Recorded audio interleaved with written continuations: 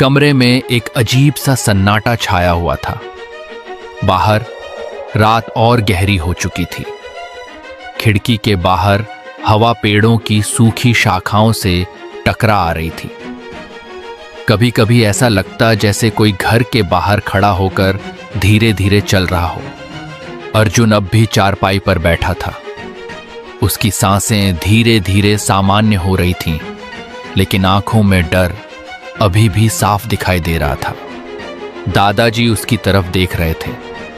उनके चेहरे पर चिंता भी थी और बेचैनी भी।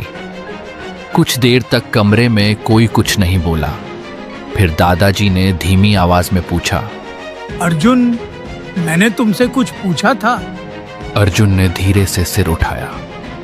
उस तीसरी तस्वीर में आखिर किसकी तस्वीर थी? यह सवाल सुनते ही अर्जुन के चेहरे का रंग फिर उड़ गया। उसके हाथ हल्के हल्के कांपने लगे। कमरे की हवा जैसे अचानक और भारी हो गई। कुछ सेकंड तक वह चुप बैठा रहा। फिर कांपती हुई आवाज में बोला, तो दादाजी। हाँ बेटा, बोलो, किसकी थी वो तस्वीर? दादाजी, वो तस्वीर। वो बोलते बोलते रुक गया, जैसे उस तस्वीर को याद करना भी उसके लिए मुश्किल हो रहा हो। दादाजी चुपचाप उसकी तरफ देखते रहे। आखिरकार अर्जुन ने हिम्मत जुटाई। दादाजी, उस तीसरी तस्वीर में। उसने एक गहरी सांस लिया। तो दादाजी, उस तीसरी तस्वीर में मुकेश की तस्वीर थी। कमरे में अचानक ऐसा सन्नाटा छा गया जैसे समय ही रुक गया हो। बाहर चल रही हवा की आवाज तक सुनाई देना बंद हो गई। दादाजी की आंखें फैल गईं। उनके चेहरे पर साफ हैरानी दिखाई देने लगी। क्या मुकेश की? हाँ दादाजी, वो तस्वीर मुकेश की ही थी। दादाजी कुछ पल तक उसे देखते रहे, जैसे उन्हें यकीन ही नहीं हो रहा हो। पहली दो तस्वीरें देखकर मुझे अजीब लगा था, लेकिन जब मैंने तीसरी तस्वीर देखी। उसकी आवाज फिर धीमी पड़ गई। वो मुकेश की थी दादाजी। वही चेहरा, वही कपड़े, वही मुकेश जिससे मैं अभी कुछ देर पहले बात करके आया था। अर्जुन ने अपना सिर पकड़ लिया। अगर तस्वीर में मुकेश था तो फिर मैं उसके घर में किससे मिलकर आया था? उसकी यह बात सुनकर दादाजी का चेहरा और गंभीर हो गया। कमरे में फिर कुछ देर तक सन्नाटा पड़ गया। सिर्फ रात की हल्की रोशनी खिड़की से अंदर तक आ रही थी। अर्जुन के हाथ अब भी कांप रहे थे। उसके दिमाग में बार बार वही सवाल घूम रहा था। अगर तस्वीर में मुकेश था तो मेरे सामने बैठा व्यक्ति कौन था और मुझसे बात कौन कर रहा था? दादाजी धीरे धीरे चारपाई से उठे और वे खिड़की के पास जाने लगे।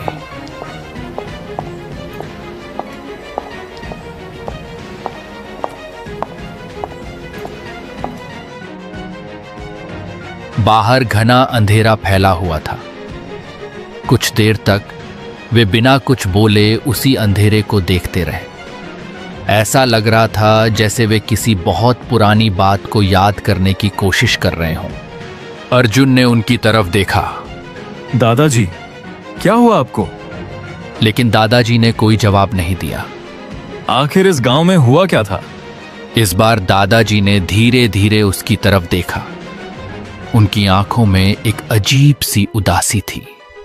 कुछ कहानियां ऐसी होती हैं बेटा, जिन्हें लोग भूल जाना चाहते हैं, लेकिन वो कहानियां कभी खत्म नहीं होती। कैसी कहानी दादाजी? अर्जुन चुपचाप सुनता रहा।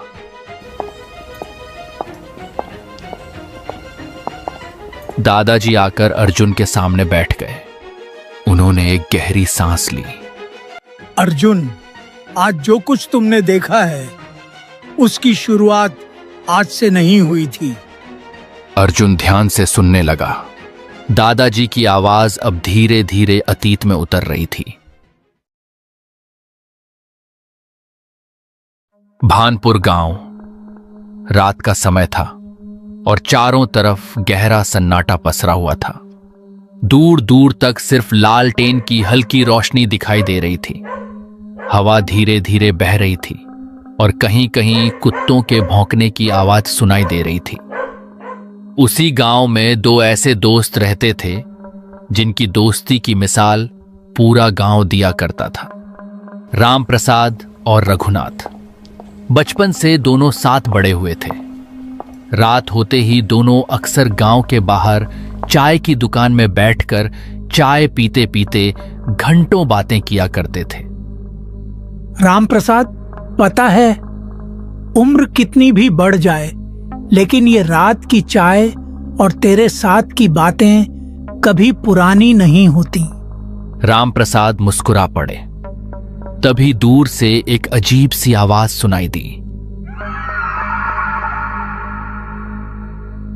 सब लोग हैरान हो गए। अरे भाई, ये कैसी अजीब आवाज थी? शायद कोई जानवर की आवाज हो सकती है, वरना ये किसी आदमी की आवाज नहीं लगती। टपरी पर एक पल के लिए सन्नाटा छा गया। चाचा, मुझे लगता है कि ये कोई भूत या प्रेत की आवाज थी। आजकल मेरा भी तबीयत थोड़ा ठीक नहीं लगता है।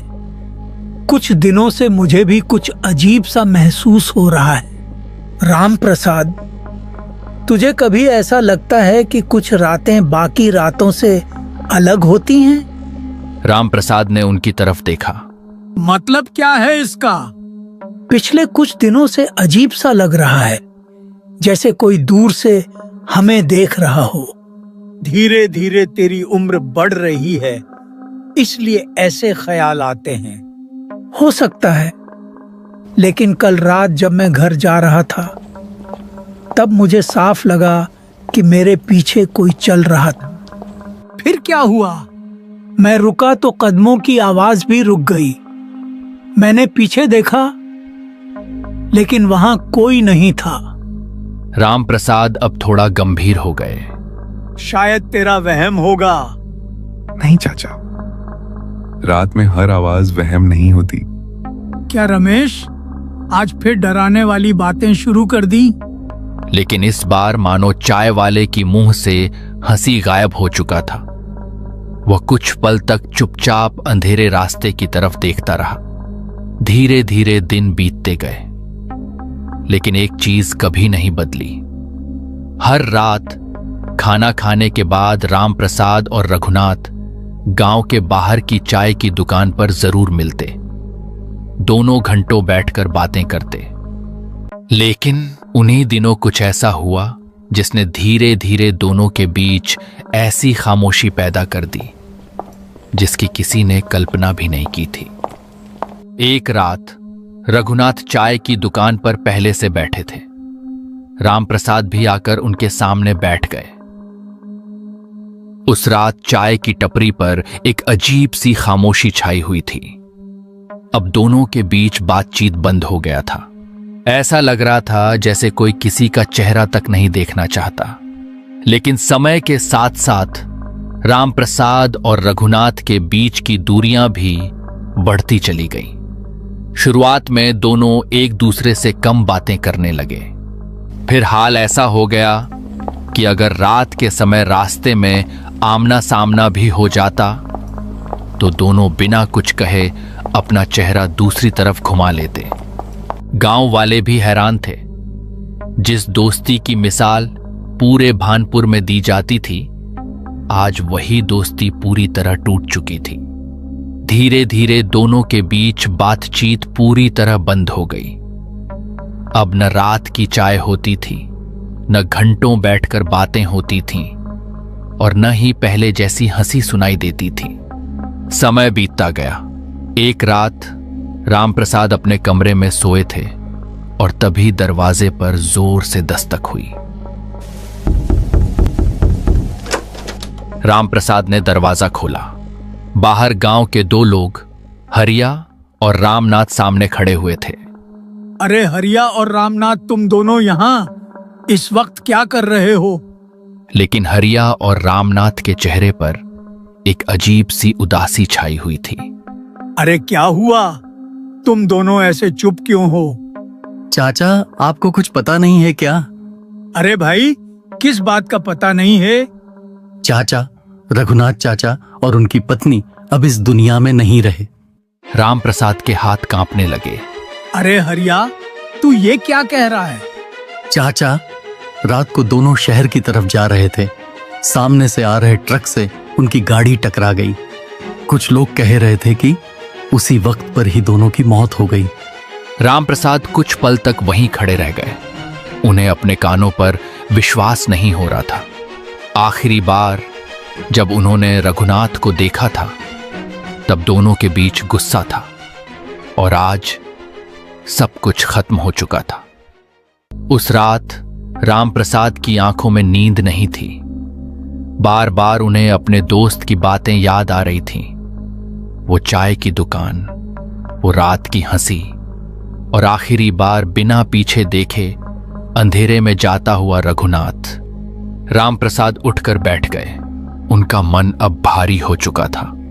काश उस रात मैंने उसे रोक लिया होता। काश एक बार उसे आवाज दे दी होती। लेकिन अब बहुत देर हो चुकी थी। आखिर आधी रात के बाद रामप्रसाद उठ खड़े हुए। उन्होंने लालटेन उठाई और चुपचाप रघुनाथ के घर की तरफ चल पड़े। पूरा गांव सुनसान पड़ा था। दूर कहीं कुत्तों के भौंकने की आवाजें आ रही थीं। हवा कुछ ज्यादा ही ठंडी लग रही थी और पुरानी बातों को याद करके रामप्रसाद की आंखें भर आ रहा था। क्यों यार, इतनी छोटी सी बात के लिए हम दोनों इतने दूर हो गए। चलते चलते वे उस जगह पहुंचे जहां कुछ महीने पहले दोनों के बीच आखिरी बार बहस हुई थी। अगर तुझे लगता है कि मैं गलत हूं तो ठीक है। आज के बाद मैं तुझे कभी परेशान नहीं करूंगा। लेकिन जवाब में सिर्फ ठंडी हवा की आवाज सुनाई दी। रामप्रसाद की आंखों से आंसू निकल पड़े। उसी समय पीछे से किसी के धीरे धीरे चलने की आवाज सुनाई दी। रामप्रसाद अचानक रुक गए। उन्होंने पीछे मुड़कर देखा, लेकिन वहां कोई नहीं था। चारों तरफ सिर्फ अंधेरा था। उन्होंने खुद को समझाया, शायद ये मेरा वहम होगा, और फिर धीरे धीरे आगे बढ़ने लगे। लेकिन इस बार उन्हें साफ महसूस हो रहा था जैसे कोई उनके पीछे पीछे चल रहा हो।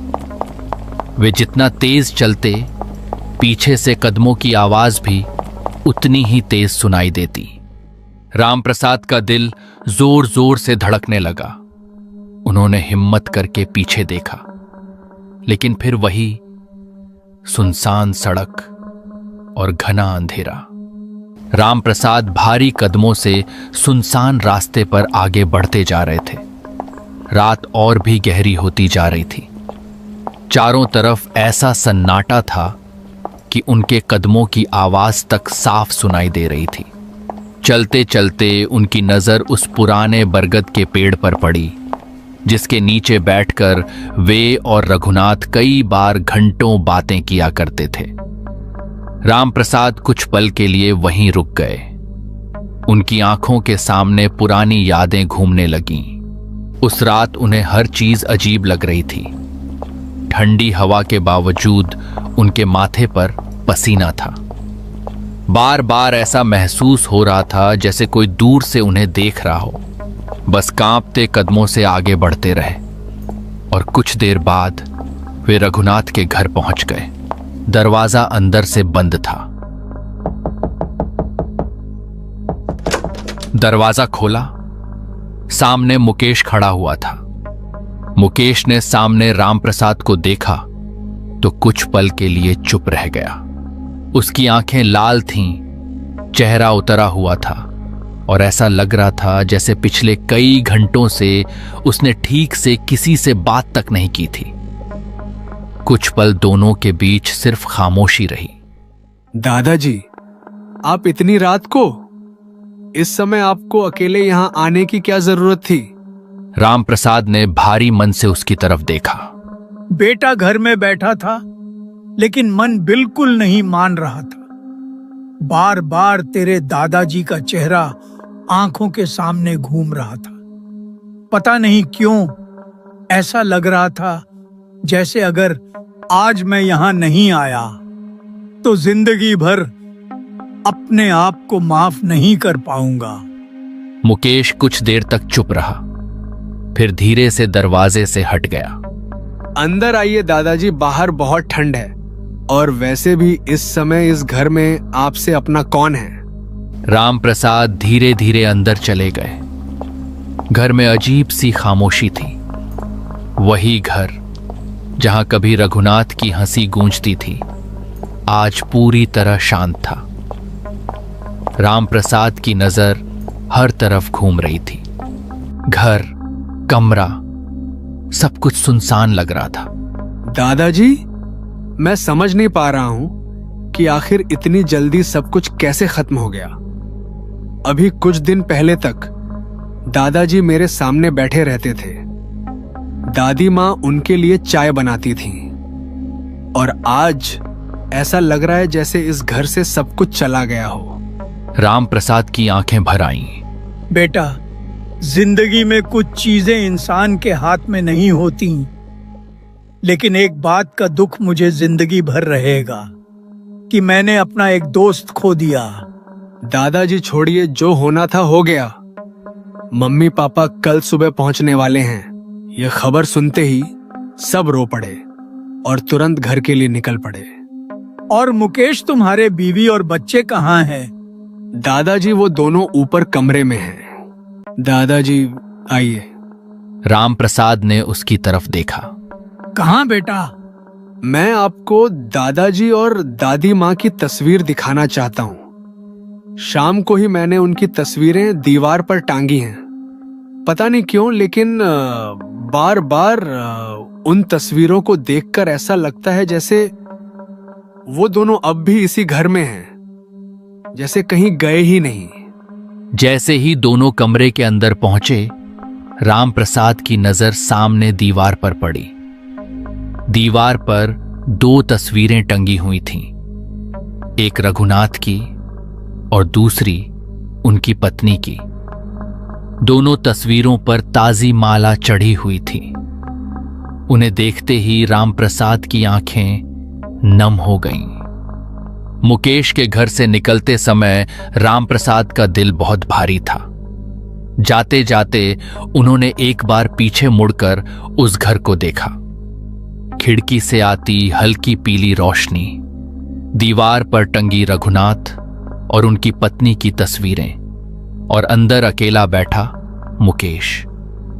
इन सब ने उनके मन को और बेचैन कर दिया। राम प्रसाद ने गहरी सांस ली और धीरे धीरे अपने घर की तरफ चल पड़े। रात काफी हो चुकी थी। भानपुर गांव की गलियां सुनसान पड़ी थीं। दूर कहीं कुत्तों के भौंकने की आवाज आ रही थी। आसमान में बादल छाए हुए थे और ठंडी हवा लगातार चल रही थी। लेकिन राम प्रसाद के मन में सिर्फ एक ही बात चल रही थी। काश रघुनाथ, एक बार हम दोनों फिर बैठकर बातें कर पाते। चलते चलते उनकी आंखें नम हो गईं और तभी अचानक उन्हें ऐसा महसूस हुआ जैसे उनके पीछे कोई चल रहा हो। कदमों की आवाज बिल्कुल साफ सुनाई दे रही थी। राम प्रसाद रुक गए। कुछ पल तक उन्होंने पीछे मुड़कर नहीं देखा, फिर धीरे धीरे पलट कर देखा, लेकिन पीछे कोई नहीं था। चारों तरफ सिर्फ अंधेरा था। शायद दुख और थकान की वजह से मुझे ऐसा महसूस हुआ होगा। वे फिर आगे बढ़ने लगे, लेकिन इस बार वो आवाज पहले से ज्यादा पास सुनाई देने लगी। ऐसा लग रहा था जैसे कोई उनके बिल्कुल पीछे चल रहा हो। राम प्रसाद का दिल जोर जोर से धड़कने लगा। उन्होंने फिर पीछे देखा और इस बार दूर अंधेरे में उन्हें कोई खड़ा दिखाई दिया। वह किसी आदमी जैसा लग रहा था, लेकिन उसकी लंबाई सामान्य इंसानों से कहीं ज्यादा थी। उसके हाथ असामान्य रूप से लंबे थे और वह बिल्कुल स्थिर खड़ा था। राम प्रसाद की आंखें फैल गईं। उन्होंने दोबारा ध्यान से देखने की कोशिश की, लेकिन तभी वो आकृति धीरे धीरे उनकी तरफ बढ़ने लगी। रामप्रसाद के शरीर में सिहरन दौड़ गई। कौन है वहां? कोई जवाब नहीं मिला, लेकिन वह चीज रुक नहीं रही थी। उसकी गर्दन अजीब तरह से एक तरफ झुकी हुई थी। अचानक वह चीज पूरी रफ्तार से रामप्रसाद की तरफ दौड़ पड़ी। रामप्रसाद के पैरों तले जमीन खिसक गई। उन्होंने बिना एक पल गंवाए भागना शुरू कर दिया। उनकी उम्र हो चुकी थी, सांसें तेज चल रही थीं, लेकिन पीछे से आती भारी कदमों की आवाजें और भी नजदीक आती जा रही थी। रामप्रसाद की हिम्मत जवाब देने लगी। एक बार उन्होंने पीछे मुड़कर देखा और उनकी चीख निकल गई, क्योंकि वह चीज अब पहले से बहुत पास थी। उसका चेहरा किसी आदमी जैसा था, लेकिन उसकी आंखें पूरी तरह काली थीं। लेकिन सबसे भयानक बात यह थी कि वह दौड़ नहीं रहा था, फिर भी हर पल रामप्रसाद के और करीब आता जा रहा था। रामप्रसाद की सांसें तेज हो चुकी थीं, उनके हाथ कांप रहे थे। उम्र की वजह से उनके कदम लड़खड़ाने लगे थे, लेकिन डर ने उनके अंदर जाने कहां से ताकत भर दी थी। हे भगवान, ये क्या है? उन्होंने पूरी ताकत से दौड़ना जारी रखा, लेकिन तभी उन्हें साफ सुनाई दिया। पीछे से किसी ने बहुत धीमी आवाज में पुकारा, रामप्रसाद। यह आवाज सुनकर उनका दिल बैठ गया, क्योंकि वह आवाज बिल्कुल रघुनाथ की थी। रामप्रसाद की आंखें फैल गईं, लेकिन डर के मारे उन्होंने पीछे मुड़कर नहीं देखा। वे बस भागते रहे और आखिरकार में भागते भागते घर पहुंचा और दरवाजा बंद कर दिया। कुछ सेकंड तक तो मेरी हिम्मत ही नहीं हुई कि पीछे मुड़कर खिड़की की तरफ भी देखूं। मेरी सांसें इतनी तेज चल रही थीं कि ऐसा लग रहा था जैसे सीना फट जाएगा। पूरा शरीर पसीने से भीग चुका था। मैं वहीं दरवाजे के पास जमीन पर बैठ गया और बस एक ही बात बार बार मेरे दिमाग में घूम रही थी, वो चीज आखिर थी क्या? लेकिन दादाजी, मुकेश का क्या हुआ? दादाजी कुछ पल तक चुप रहे। बेटा, उस रात के बाद न जाने क्यों मुझे हर समय मुकेश की चिंता सताने लगी थी। शुरू शुरू में सब ठीक लग रहा था, लेकिन धीरे धीरे मैंने महसूस किया कि मुकेश पहले जैसा नहीं रहा था। अर्जुन ध्यान से उनकी बातें सुन रहा था।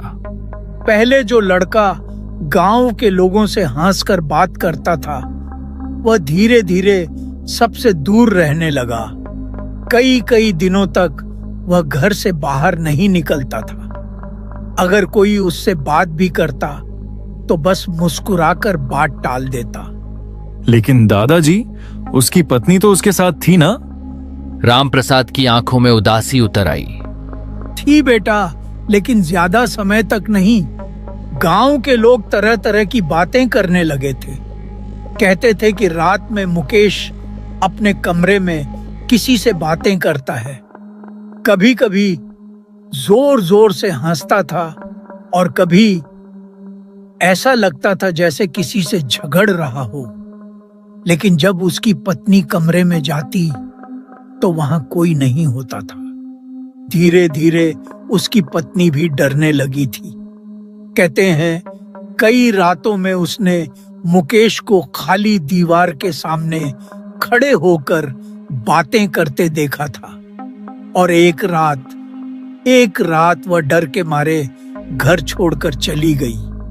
एक दिन मुझे अचानक गांव के कुछ लोगों से एक खबर सुनने को मिली। क्या खबर था दादाजी? उन्होंने कहा कि मुकेश के अपने घर की छत से गिरने के कारण उसका जान चला गया। क्या? हाँ बेटा, उस दिन से उस हवेली पर कोई नहीं रहता।